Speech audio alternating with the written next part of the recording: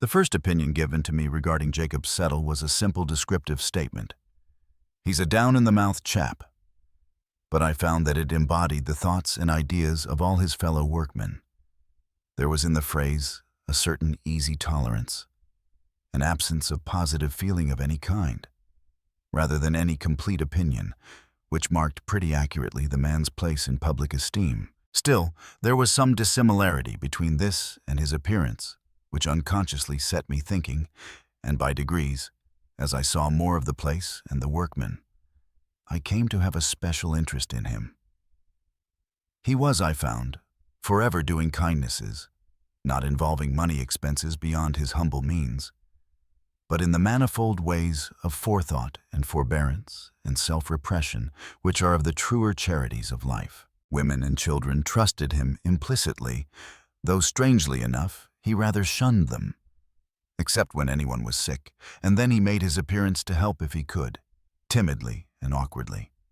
He led a very solitary life, keeping house by himself in a tiny cottage, or rather hut, of one room, far on the edge of the moorland.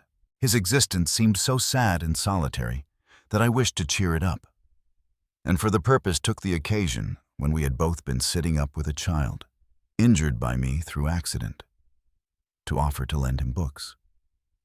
He gladly accepted, and as we parted in the gray of the dawn, I felt that something of mutual confidence had been established between us.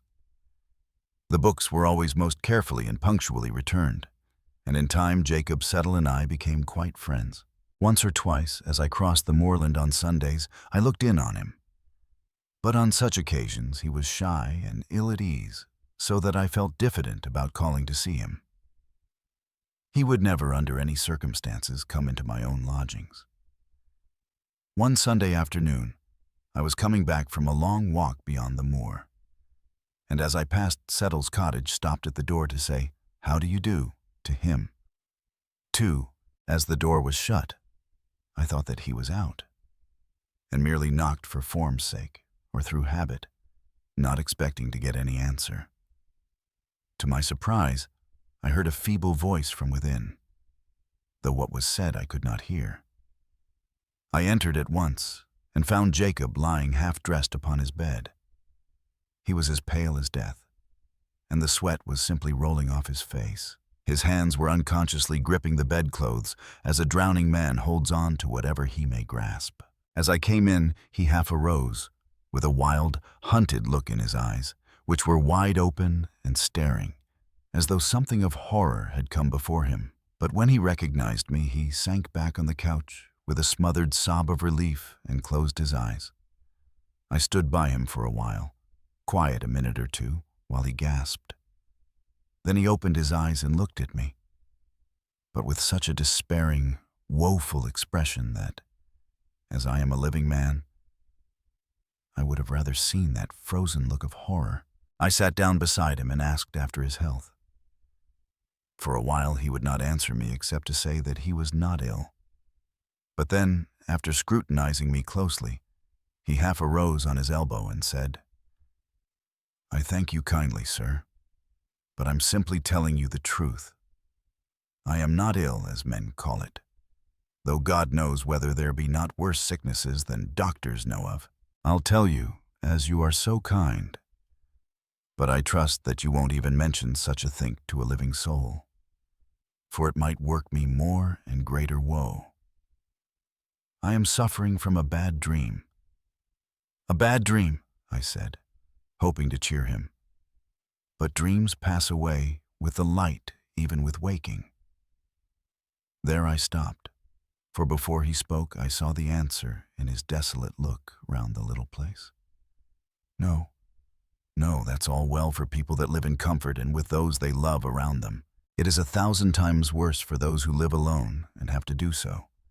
What cheer is there for me, waking here in the silence of the night, with the wide moor around me full of voices and full of faces that make my waking a worse dream than my sleep? Ah, young sir, you have no past that can send its legions to people the darkness and the empty space. And I pray the good God that you may never have." As he spoke, There was such an almost irresistible gravity of conviction in his manner that I abandoned my remonstrance about his solitary life. I felt that I was in the presence of some secret influence which I could not fathom. To my relief, for I knew not what to say, he went on. 2 nights past have I dreamed it. It was hard enough the first night, but I came through it. Last night the expectation was in itself almost worse than the dream, until the dream came, and then it swept away every remembrance of lesser pain. I stayed awake till just before the dawn, and then it came again. And ever since I have been in such an agony as I am sure the dying feel, and with it all the dread of tonight. Before he had got to the end of the sentence, my mind was made up, and I felt that I could speak to him more cheerfully. Try and get to sleep early tonight, in fact, before the evening has passed away. The sleep will refresh you, and I promise you there will not be any bad dreams after tonight. He shook his head hopelessly, so I sat a little longer and then left him. When I got home, I made my arrangements for the night, for I had made up my mind to share Jacob Settle's lonely vigil in his cottage on the moor. I judged that if he got to sleep before sunset, he would wake well before midnight. And so, just as the bells of the city were striking 11, I stood opposite his door, armed with a bag, in which were my supper, an extra-large flask, a couple of candles, and a book. The moonlight was bright, and flooded the whole moor, till it was almost as light as day. But ever and anon black clouds drove across the sky and made a darkness which by comparison seemed almost tangible. I opened the door softly and entered without waking Jacob, who lay asleep with his white face upward. He was still, and again bathed its sweat. I tried to imagine what visions were passing before those closed eyes, which could bring with them the misery and woe which were stamped on the face. But fancy failed me, and I waited for the awakening. It came suddenly, and in a fashion which touched me to the quick. For the hollow groan that broke from the man's white lips as he half arose and sank back was manifestly the realization or completion of some train of thought which had gone before. If this be dreaming, said I to myself, then it must be based on some very terrible reality. What can have been that unhappy fact that he spoke of? While I thus spoke, he realized that I was with him. It struck me as strange that he had no period of that doubt as to whether dream or reality surrounded him, which commonly marks an expected environment of waking men. With a positive cry of joy, he seized my hand and held it in his 2 wet, trembling hands, as a frightened child clings on to someone whom it loves. I tried to soothe him. There. It is all right. I have come to stay with you tonight, and together we will try to fight this evil dream. He let go my hand suddenly, and sank back on his bed and covered his eyes with his hands. Fight it? The evil dream? Ah, no, sir, no. No mortal power can fight that dream, for it comes from God and is burned in here. And he beat upon his forehead. Then he went on. It is the same dream, ever the same, and yet it grows in its power to torture me every time it comes. What is the dream? I asked, thinking that the speaking of it might give him some relief, but he shrank away from me, and after a long pause said, No, I had better not tell it. It may not come again. There was manifestly something to conceal from me, something that lay behind the dream, so I answered, All right, I hope you have seen the last of it. But if it should come again, you will tell me, will you not? I asked, not out of curiosity, but because I think it may relieve you to speak. He answered with what I thought was almost an undue amount of solemnity. If it comes again, I shall tell you all. Then I tried to get his mind away from the subject to more mundane things. So I produced supper and made him share it with me, including the contents of the flask. After a little he braced up, and when I lit my cigar, having given him another, we smoked a full hour and talked of many things. Little by little the comfort of his body stole over his mind, and I could see sleep laying her gentle hands on his eyelids. He felt it too, and told me that now he felt all right, and I might safely leave him. But I told him that, right or wrong, I was going to see in the daylight. So I lit my other candle and began to read as he fell asleep. By degrees, I got interested in my book, so interested that presently I was startled by its dropping out of my hands. I looked and saw that Jacob was still asleep, and I was rejoiced to see that there was on his face a look of unwanted happiness, while his lips seemed to move with unspoken words. Then I turned to my work again, and again woke, but this time to feel chilled to my very marrow by hearing the voice from the bed beside me. "Not with those red hands! Never! Never!" On looking at him, I found that he was still asleep. He woke, however, in an instant, and did not seem surprised to see me. There was again that strange apathy as to his surroundings. Then I said, "Settle. Tell me your dream. You may speak freely, for I shall hold your confidence sacred. While we both live, I shall never mention what you may choose to tell me." I said I would, but I had better tell you first what goes before the dream, that you may understand.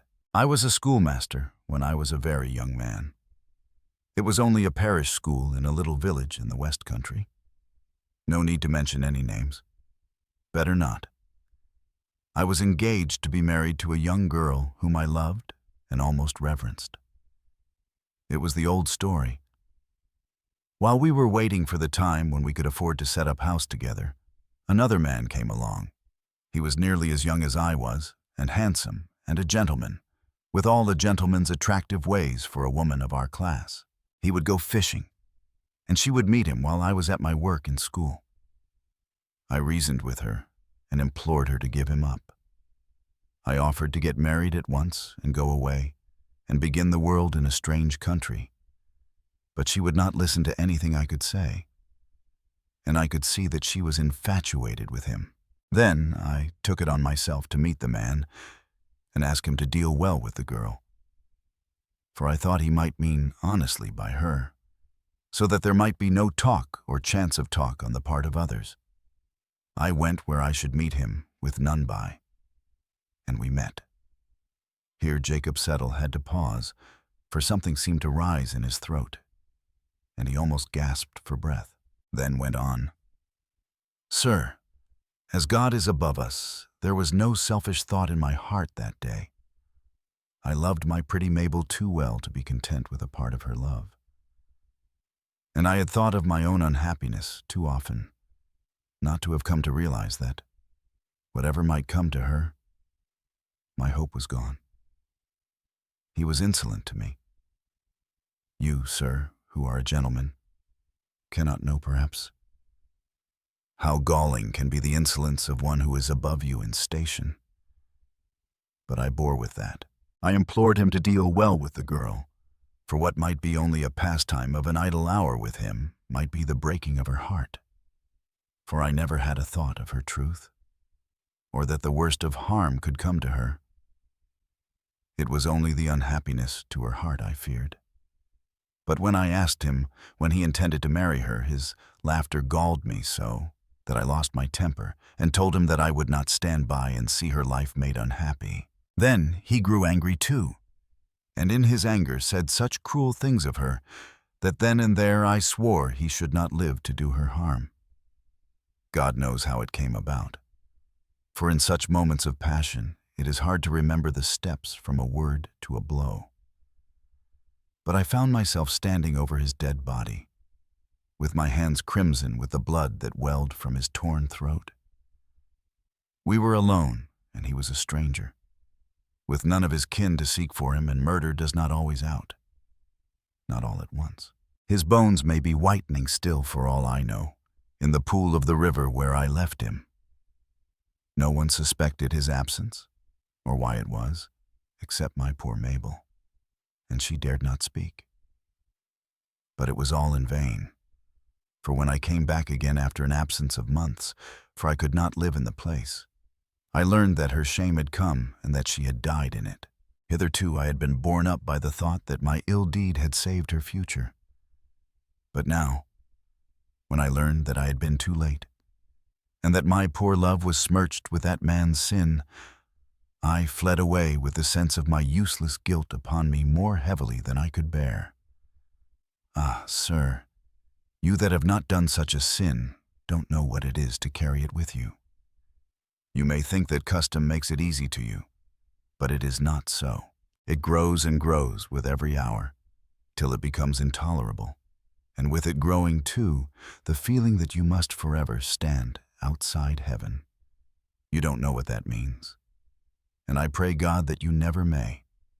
Ordinary men, to whom all things are possible, don't often, if ever, think of heaven. It is a name, and nothing more, and they are content to wait and let things be. But to those who are doomed to be shut out forever, you cannot think what it means.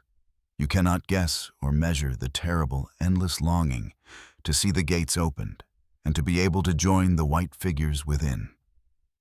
And this brings me to my dream.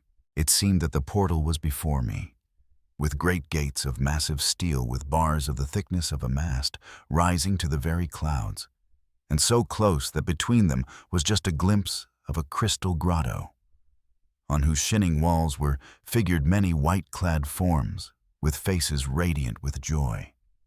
When I stood before the gate, my heart and my soul were so full of rapture and longing that I forgot. And there stood at the gate 2 mighty angels with sweeping wings, and oh, so stern of countenance. They held each in one hand a flaming sword, and in the other the latchet, which moved to and fro at their lightest touch. Nearer were figures all draped in black, with heads covered so that only the eyes were seen. And they handed to each who came white garments, such as the angels wear. A low murmur came that told that all should put on their own robes, and without soil, or the angels would not pass them in, but would smite them down with the flaming swords. I was eager to don my own garment, and hurriedly threw it over me and stepped swiftly to the gate. But it moved not. And the angels, loosing the latchet, pointed to my dress. I looked down and was aghast, for the whole robe was smeared with blood. My hands were red. They glittered with the blood that dripped from them, as on that day by the river bank. And then the angels raised their flaming swords to smite me down, and the horror was complete. I awoke. Again and again and again, that awful dream comes to me. I never learn form the experience. I never remember. But at the beginning, the hope, if ever there, to make the end more appalling. And I know that the dream does not come out of the common darkness where the dreams abide, but that it is sent from God as a punishment. Never, never shall I be able to pass the gate, for the soil on the angel garments must ever come from these bloody hands. I listened, as in a spell, as Jacob Settle spoke.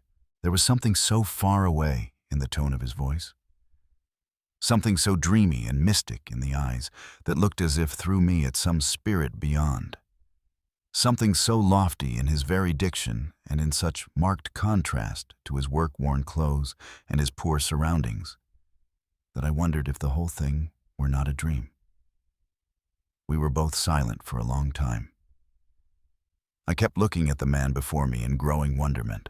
Now that his confession had been made, his soul, which had been crushed to the very earth, seemed to leap back again to uprightness with some resilient force. I suppose I ought to have been horrified with his story. But, strange to say, I was not. It certainly is not pleasant to be made the recipient of the confidence of a murderer, but this poor fellow seemed to have had not only so much provocation, but so much self-denying purpose in his deed of blood, that I did not feel called upon to pass judgment upon him.